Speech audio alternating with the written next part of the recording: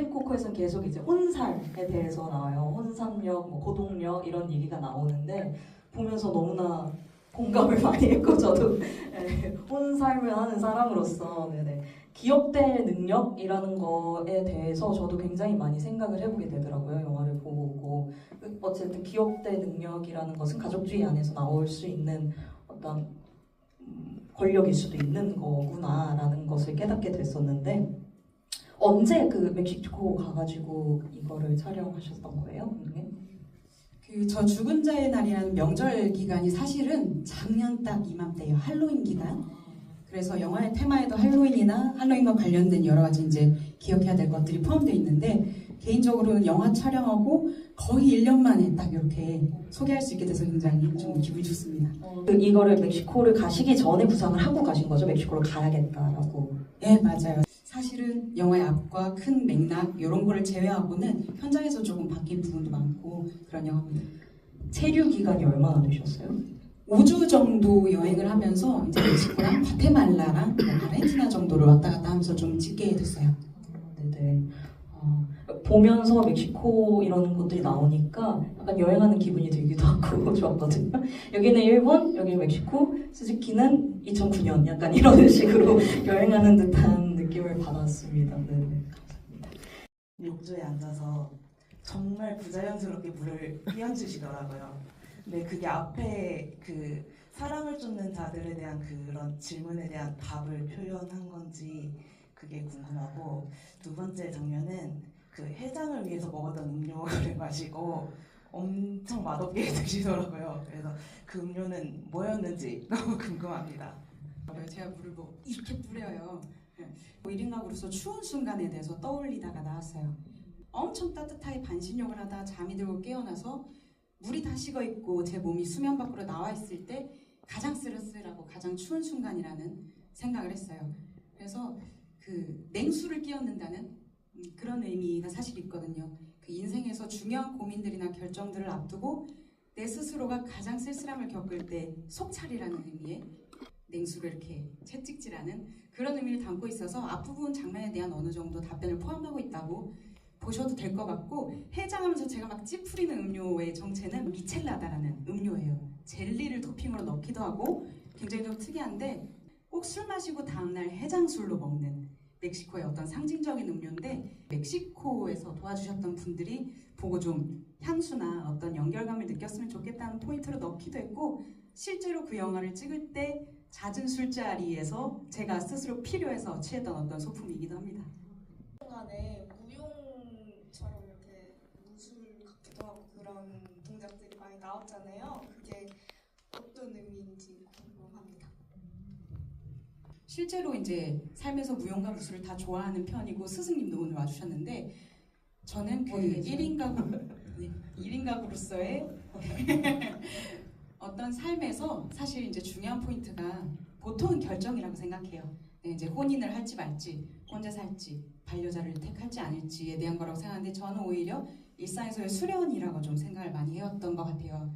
그래서 그걸 춤이나 노래나 다양한 지금 예술의 형태로 표현하시는 분들이 있지만, 제 경우에는 어떤 거가 되었던 하루하루의 삶에서 그 수련의 포인트가 꼭 들어갔으면 좋겠다.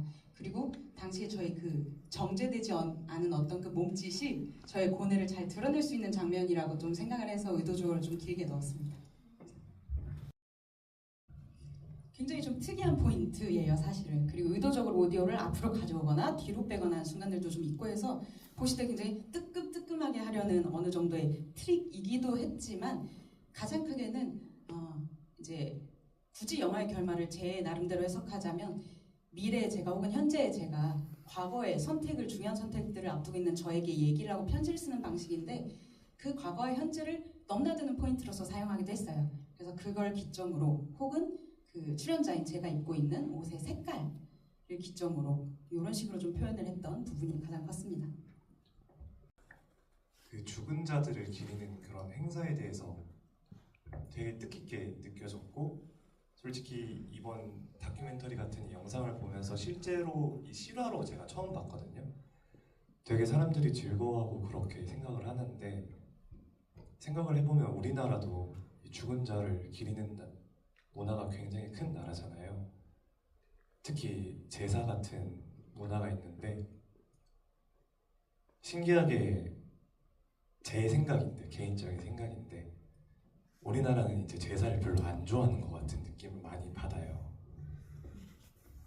그래서 본인은 그 한유아 감독님은 직접 그 나라를 갔으니까 대체 무슨 차이가 있을까? 뭔가 그 멕시코는 죽은 자를 기리는 날을 정말 행복하게 받아들이는데 왜 우리나라는 점점 하나의 꼰대 문화처럼 점점 쇠퇴하고 있는 그런 문화가 되고 있는 것 같아서 그 한유아 감독님은 조상을 위해서 어떤 생각을 했었는지 뭐 그런 복잡한 질문들이 있어가지고 네 궁금합니다. 네. 저도 복잡하게 대답을 드리자면 이번 할로윈 기간을 겪으면서 저도 그 생각을 많이 했어요. 할로윈에 더 이상 좀 호들갑을 떨고 어떤 코스튬을 입기가 좀 두려워지는, 기려야 할 것 같은 어떠한 그 기림을 위한 방식이 정해져 있는 것만 같은 좀 느낌이 드는 관련된 포인트를 많이 생각했고, 영화에서도 드러난 것처럼 현지에서의 할로윈이나 이제 죽은 자의 날이 막 악단을 불러서 음악을 틀고 묘지에서 밤을 새서 음식 싸운 거 나눠 먹고 이런 식으로 보내요. 예쁘게 꾸미고. 그래서 가장 큰 포인트가 뭔지 실제로 인터뷰도 많이 했고 저도 궁금했었는데, 멕시코 분들은 사실은 그게 이렇게 축제처럼 즐기자는 의미가 강한 줄 알았는데 받아들이지 않고 있다는 답을 많이 주셨어요. 우리는 죽음에 대해서 생각보다 수용적이지 않다. 그리고 우리가 기리고 어떻게 다 감정적으로 보내야 될 것들에 대해서 준비하고 싶어 하지 않는 문화가 있는 것 같다는 어떤 개인적인 의견들이 좀 있어서 실제로 그 무덤에 있는 죽은 자와 스킨십을 하면서 하룻밤을 같이 보내고 싶어하는 여러 가지 의도도 그런 것들에 있는 게 아닌가 좀 생각이 들었고, 그런 의미에서 제가 이제 그 할로윈과 관련된 여러분들의 사진으로 암시되고 있는 어떤 사진을 이렇게 재단에 올려놓는 표현들을 할 때 그 포인트에서 도와주셨던 현지의 이제 친구분들이 한국에서는 왜 오히려 그렇게 제사를 두려워하고 이 사건에 대해서 얘기하기 어려워하는지에 대한 질문을 여부를 많이 할 정도로 저도 영화를 만들면서 가장 많이 고민하고 좀 몰입했던 포인트였던 것 같아요. 네. 에게 이제 마무리로 이제 이 영화가 뭐 감독님들 배우님들에게 남겼던 마음이 있으신지, 또는 오늘 상영을 하시면서 느꼈던 뭐 소감이나 소회여도 좋고요. 또 차기작에 관한 홍보여도 좋고요.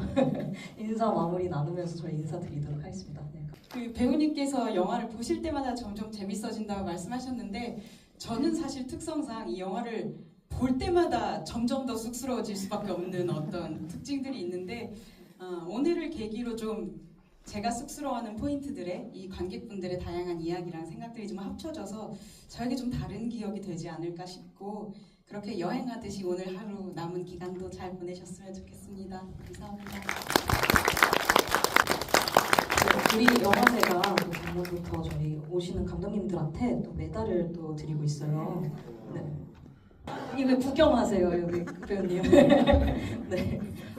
말씀드렸다시피 또 황금 같은 주말에 시간 내주셔서 감사하고, 또 여기 같이 함께한 뭐 관계자분들도 계실 것 같은데 훌륭한 작품 같이 만들어내시느라 고생 많이 하셨습니다. 다음 기회에 또 뵐 수 있었으면 좋겠고요. 영화제 기간 남아 있으니까 또 더 잘 즐겨주시기 바랍니다. 고생하셨습니다. 감사합니다.